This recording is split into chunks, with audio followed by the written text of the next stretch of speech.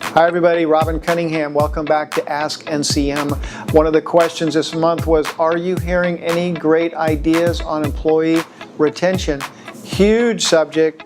I will say, I just finished reading the fourth of four automotive news. Big fan of automotive news. There are always great articles on a lot of things topical to our industry.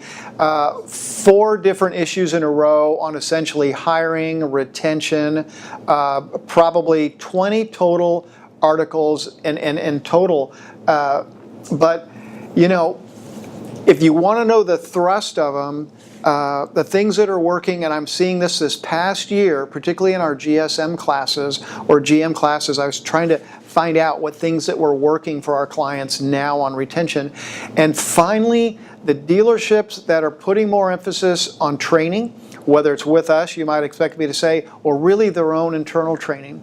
Also the hours. You know, hours and pay, but really getting the hours to where, you know, we are not going to find people anymore that are going to work 60 plus hours on with low pay.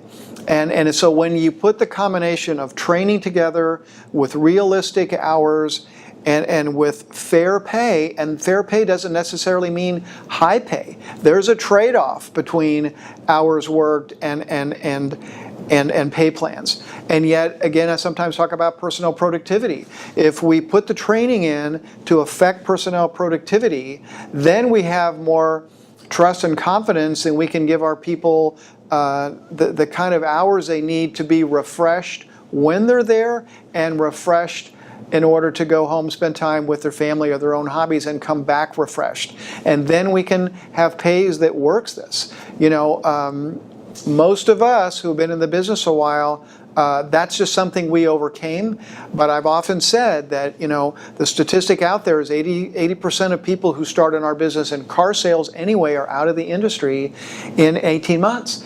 And people aren't exactly lining up to be in car sales. And we're unintentionally blowing them out in record time. So some combination of training, hours, realistic pay, with the correct pay as a percentage of our personnel gross that we can pay on, all fits together. So it's a big subject. The people who are embracing this are having great results. But ideally, it would be the dealer or the general manager walk into a room and say, this is what we're going to do and why. It's becoming, I hope, a little bit of a mini trend over 17. Please give it some consideration. Great question. I appreciate it. If you have any more questions, send them to askncm@ncmassociates.com. Thank you.